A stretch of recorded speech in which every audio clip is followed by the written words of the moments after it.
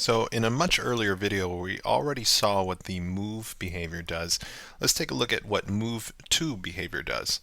And it's going to look very similar to the accelerate to behavior. So again, I'll create a new actor, name this actor guy, and I'm going to drag and drop guy onto my stage here. With guy selected here in my actor tab, I'm going to click the backstage, open up guy's brains.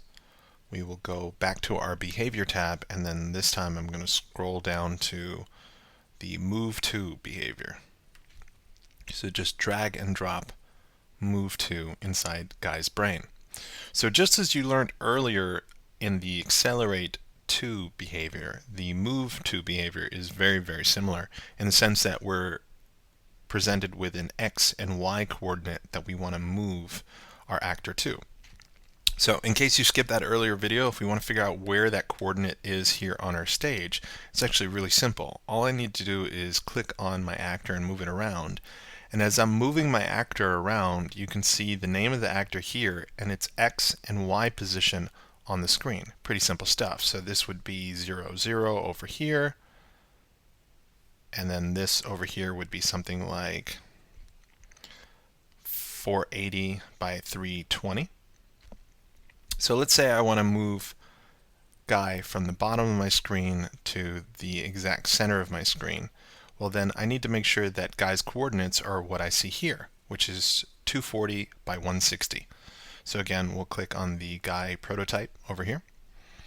And with the move to behavior dragged into guy's brain, I'm going to type in those values, 240 in X by 160 in Y.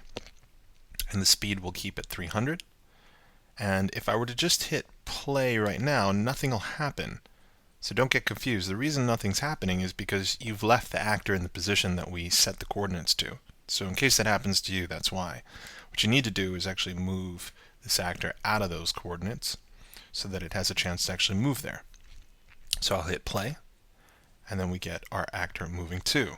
Now again, different from what we saw earlier, which was the accelerate to. Even though we set the coordinates to somewhere here in the middle with the accelerate to behavior, we saw that actor zoom by that point in space and then actually come back and then kind of slingshot back and forth around that point. Move to actually just starts at a very specific speed and then stops instantly where we've told our actor to move to. So depending on which type of simulation you're looking for, you might use accelerate to, or in this case you might use move to. So take a moment to experiment creating a few different actors and applying different move to coordinates and speeds to those actors, and see if you can get your scene to do something interesting with different actors moving at different speeds to different positions. It also helps you understand where the different coordinates are around the screen.